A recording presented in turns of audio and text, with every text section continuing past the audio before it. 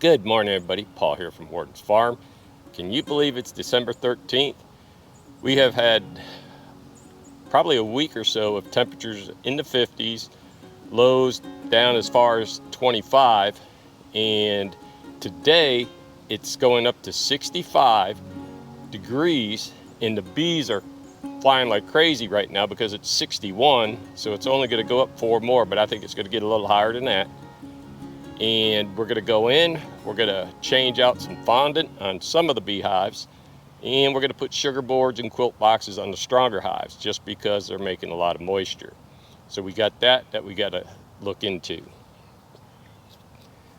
It's going to be a quick day because we're not feeding any sugar water, because with it going down into, I think they said 10 to 15 degrees tonight, sugar water would freeze, and we just don't want that to freeze.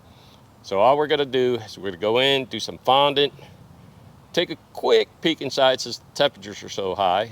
We're not going to disturb any of the frames. We're just going to look down, see how the bees are doing. So it seems a little odd here in December that I'm going to have to actually use smoke because the bees are flying so much, and they might get a little aggressive with me getting into the hives. But like I said, I'm not going to go in and disturb the frames or anything, but just getting in, changing fondant, adding candy boards, and checking them just to make sure that everything is going pretty good will be fun. But it is definitely odd this time of year getting into the bees in December. But it's going to 65 plus, so I'm a happy man. So we're headed over into the hives, have some of the stuff pre-staged. That way it'll make it easier than having run up. You can see the beehives. They got water covers on them from the rain for the season, winter season. And every hive, the bees are out and about. And just like that one, you can see them bringing in that powdered feed that I put out for them, the Ultra Bee. Little smoke just to remind them that somebody's coming into the hive. Let's remove the rain cover. Get a hive tool so we can crack this. Take a look at the fondant on top.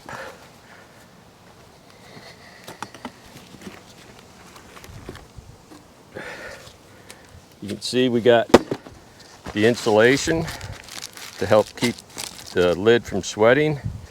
The bees have been inside this one. It's got quite a bit of fondant still in here. Let's just pick it up a little bit, you know. Take a quick look inside. Quite a few hive beetles under here. So we got rid of them. There were like 6 of them trying to get in there. We're going to take a look down inside the bees here.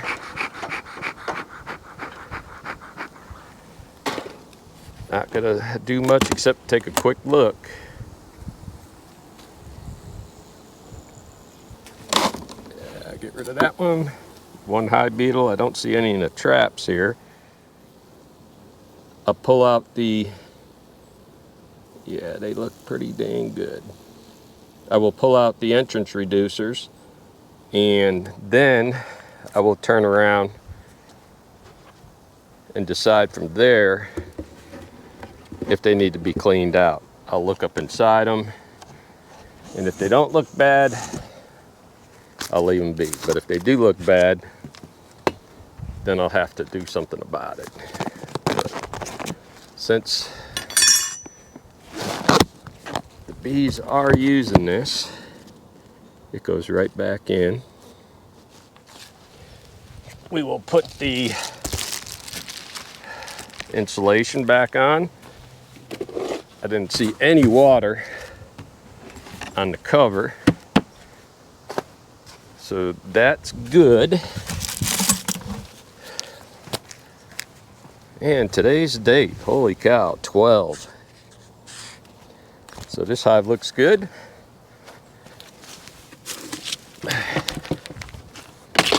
and we'll just move to the next and keep going. And that's all we're gonna do, keep going. Put the blocks on a different way.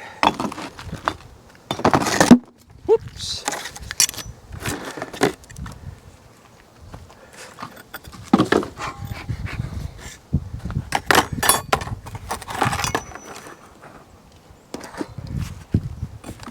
Shouldn't be any bees up here because of the insulation and the fondant.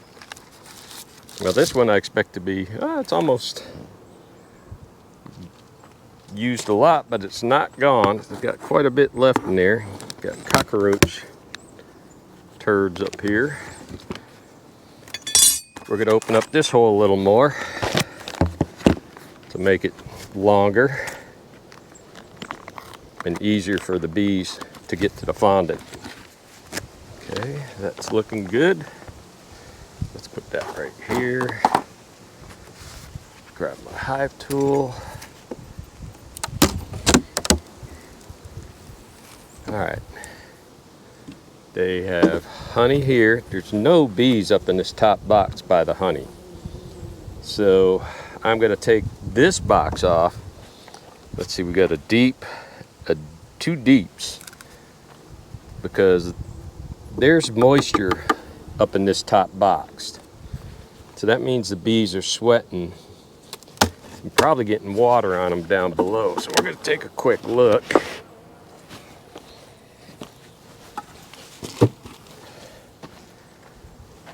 Okay, there's plenty of honey. So all the bees are down below, because there's a lot of honey here too. Honey, honey, honey. I think I see 1 or 2 frames with none, but they're collecting moisture. So the fondant's coming off because there's moisture. I'm gonna put the candy board on. I'll probably put the candy board below this and then I'm gonna do like I always do. I'm gonna set the candy board here, and then that way there's something to suck up on the moisture. So we'll put a candy board and a quilt box. So here's the quilt box that we will be putting on.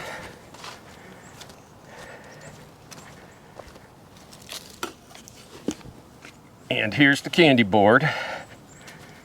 You can see the holes are all cut out. That way the bees can get in and out of it.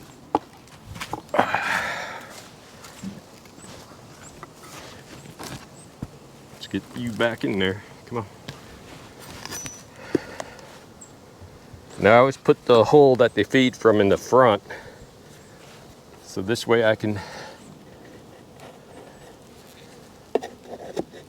make sure that there's plenty of bees coming and going if they need to be, and I can keep a good eye on them. So now that I got the candy board on, that'll help absorb water, and so won't this quilt box. And now, because I'm putting a quilt box on, I will not put on an inner cover. It goes straight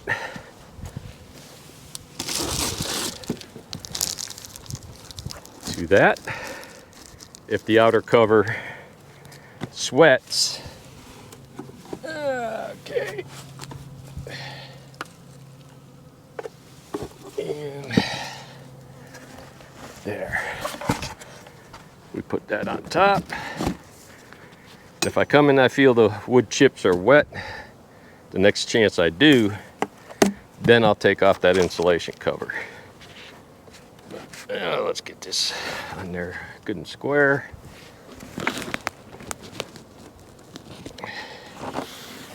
There.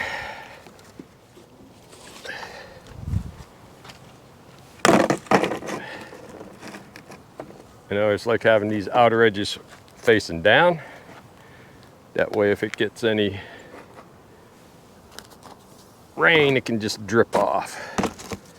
I gotta get the other brick that fell down. Put it on. All right, we're gonna stand these up on the side, just like that. Well, unfortunately, hive number 20 is a little disappointing. As you can see, there's dead bees. They were real active 2 days ago, and opening them up this morning, we have froze bees. That is a shame.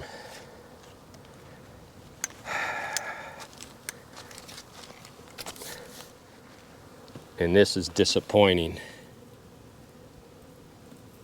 And I bet this happened because of the temperatures we had in the last 2 nights, how it went down in the 20s. They had plenty of food. They ate all the fondant. Man, this is disappointing. This is so disappointing. Even the hive beetles are froze. That's weird. That's so weird. No bees down in the cells, like they're starving. They're all just sitting on the outside and dead in the bottom board. Dang it. Right now I'm doing an investigation trying to see why. No bees in the cells. Where's my queen? That's a shame. Dang it. They're all just on the outside. Let's see. Well, there's the bees in the cells. So that tells me they run out of food. Dang it. A lot of dead bees down in the bottom. Shoot, shoot, shoot. Now, why did they not get into the honey in the box up above? That's the question I got. And I can tell you, it's because the honey was too far away from the cluster. And they didn't. Dang. There's our queen. Our queen is right here. Let me see, I'll locate her again right there. There's our queen. Frozen queen. Dang it. That's upsetting. The food was not close enough to the cluster of bees, so they froze. Dang it, trying to stay warm.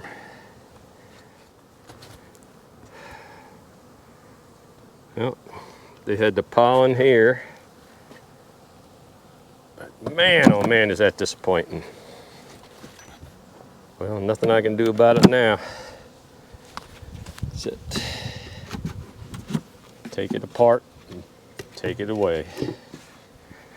And here is the bottom board with all the dead bees in it.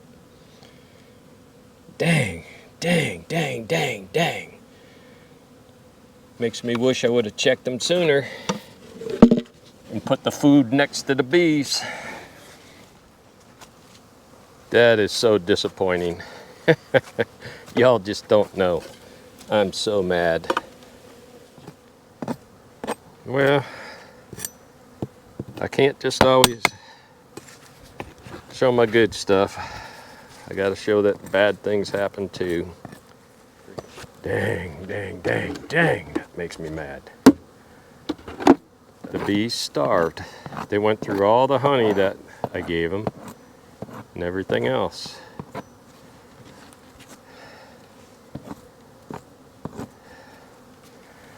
That's my fault. That wasn't my bees' fault. I didn't check them because I assumed everything was good, and it wasn't. So here we are at hive number 12, and it's completely off. There's one of the boxes with the Viroxin strips, and the bees are starting to rob it. They hardly even hit the Hive Alive. That's got honey in it. Its honey box is way over there where the bees are robbing it out, and there were no bees in the box, absconded. And this is their deep that had Viroxin strips, but I pulled them off because I'm cleaning up. So let's see. So I had 13 hives. So hive number 12 absconded, even though it had tons of treatment. Hive number 13 down here, I went ahead and I added a quilt box and a candy board. And hive number 16 is small, but it's strong. And it's got a lot of honey in that box. So little by little, I'm picking everything up here, put away the Hive Alive and stuff that I opened, thinking the bees were going to be ready for it. Obviously they're not. And I had to take their honey supers and put them over here. That way the bees will rob them out. But it's a shame. Oh, man. So you can see that all the bees are flying around. Hive number 19, unfortunately, had food. It wasn't next to the cluster. The bees froze because they couldn't get to the food, and the food was only a few frames away. But that's my fault for not moving it closer. I'm very aggravated about that. Ooh, look at them hives. So now, coming down the hill, more aggravation. Hive number 12. Hive number 12 had lots of bees. This was the bottom box that had the brood. I pulled the Viroxin strips out because I'm getting ready to put this one up. And another thing of aggravation, because I don't know why, that all the bees left when they got tons of food, because all the food is sitting right over there in them two boxes that the bees are robbing. Ay, ay, ay. I know why one went left. The other's been treated. It wasn't mites. It wasn't hive beetles. They just gone. And I don't know why. And this time of year, them leaving, they're going to be dead in a tree somewhere because they don't have any food. So, oh well. That's part of beekeeping. Now to investigate why, going through my records and seeing what I could have done better. So check your bees when you can on a nice warm day, and hopefully they all pull through. Because now I went from 13 hives, now I got 11. And we still got December, January, and February to get through before the March buildup. All right, Paul from Warren's Farm. Have a blessed day.